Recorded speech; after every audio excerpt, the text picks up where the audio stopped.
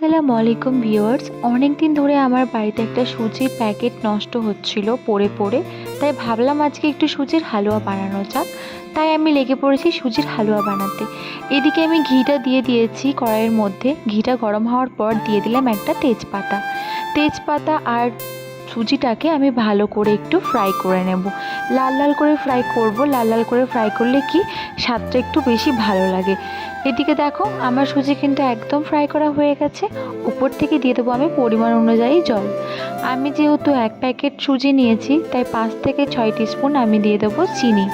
এদিকে সুন্দর করে চিনিটা দেওয়ার পরে আমি একটু নাড়াচাড়া করে নেব। তো চলো, আমাদের বাড়িতে না সবাই মিষ্টিটা একটু কমই খায়, তার জন্য আমি কিন্তু চিনিটা অল্পই দিয়েছি। এদিকে যখন একটু আটা আটা হয়ে আসবে তখনই কিন্তু আমি গ্যাসটা অফ করে দেব। চলো আমি থালার মধ্যে একটু ঘি মাখিয়ে রেখে দিই। তো এদিকে আমি একটা বড় থালা নিয়েছি, যেহেতু অনেকটাই সুজি আছে। আর চলো এরপর আমি ঢেলে নিই সুজিটা। এক হাতে আমি ঢালতে পারছিলাম না, তাই ক্যামেরাটা অফ করে পুরো সুন্দর করে ঢেলে নিলাম। তো চলো এদিকে সমান করে নিই। আর সমান করে নেওয়ার পর কিন্তু সুজির হালুয়াটা দেখতে ঠিক কেমনটা লাগছিল, দেখেই মনে হচ্ছে খেয়ে নিই, কী আর বলবো। তো চলো এখন আমি সুজির হালুয়াগুলোকে সুন্দর করে পিস পিস করে কেটে নেব।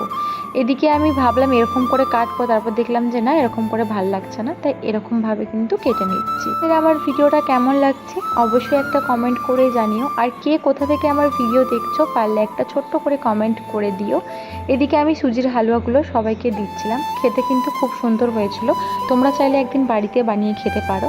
তো আমি আজকের মতো আসছি, দেখা হবে পরবর্তী কোনো ভিডিও। টাটা।